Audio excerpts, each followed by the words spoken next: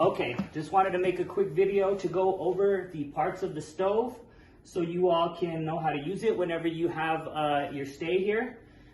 Right here is going to be a handle for the faceplate. You have to kind of take your hand in between this little crevice here and pull it up. Once you pull it up, the faceplate does open up, and that's important because whenever we go ahead and start the fire, we're gonna need to use that. For right now, I'll go ahead and keep it closed. Also, we want to make sure that it's cold before we open it. It should be if you're just getting here. On this side, we're going to have a damper, and the damper just controls the amount of oxygen that comes in and out of the stove.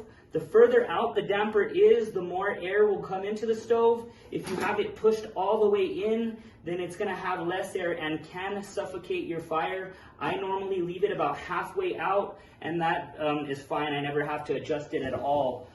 Right here is where we're going to put our pellets. This should be full whenever you guys arrive for your stay. However, you may need to add some intermittently throughout your stay just to keep it fed. Usually I can keep one full bag in here at about 8 to 12 hours if I have the settings on low.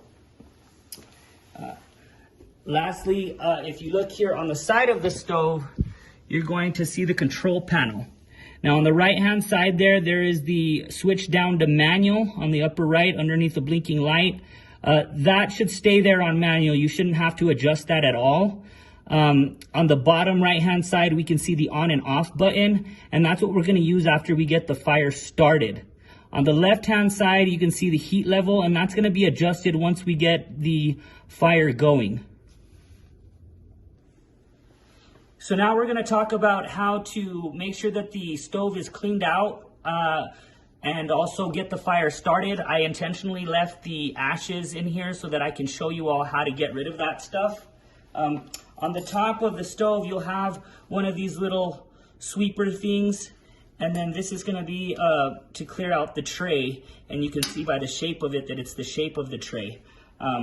So pardon me with my camera skills here. So first thing I want to do is make sure that this is all cleared out. Again, this stove should be clean whenever you all arrive, but if you have been using it, you might want to clear that out. You can see the holes is how the fire is going to go ahead and come through, and then you can see that there's ash and debris in this area. And so what we'll do is go ahead and just sweep all of that out.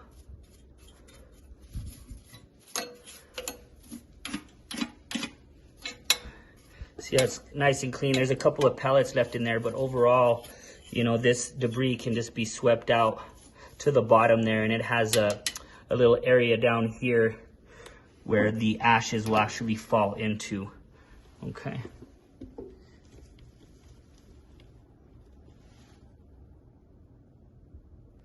Lastly, I'm going to show you all how to get the fire started.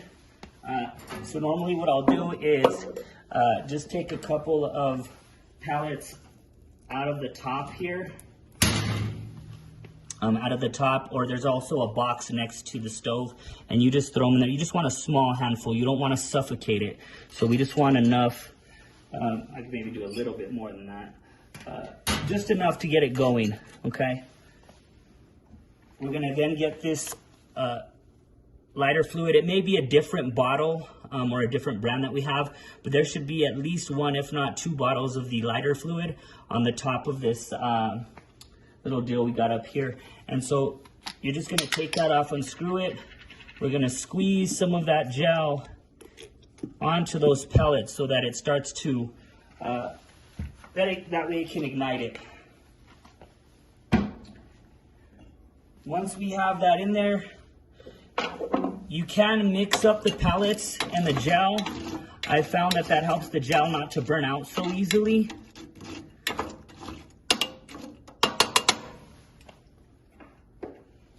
And then we take the torch that's provided as well. Up top, there should be an extra can there.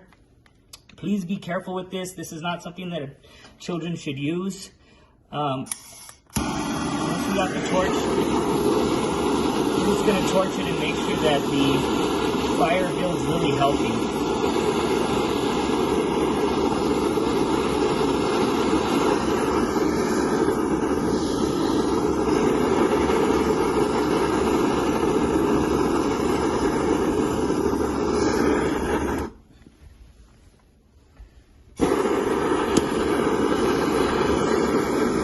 I'm just making sure that the pellets start to light up and you can start to see the embers on there. Okay, so once I have that done and that fire is kind of going, I'm just gonna go ahead and shut this door now. Okay, and I'm gonna use that lever here. Oop, let's turn that. And I'm gonna close it, okay? So now that we got the fire going, I'm just gonna come over here. Remember, my mode is gonna be on manual, and all I'm going to do is press on. Now, once that auger light comes on, you'll hear that motor start up, and then you can see your levels there light up. Now, it will take about 5 to 10 minutes before it starts to blow hot air out. That's normal. And once it starts to do that, you can go ahead and select the up arrow button and put it as high as you like. And it should keep this living room nice and toasty. Again, if you keep it on low, like the setting that it is right now, one bag of pellets can last about 8 to 12 hours. Okay, so this is just about 1 to 2 minutes after I've pressed the on button. And as you can see, the air is coming through, the fire is kicking on. It has not started blowing yet, but that's just how it looks normally. And again, in about 5 to 10 minutes, hot air will start to blow out of here, and then you'll be able to go ahead and adjust it. So that should be it there. If you guys have any questions, please give me a call, and any additional information about the system can be found up here on the wall.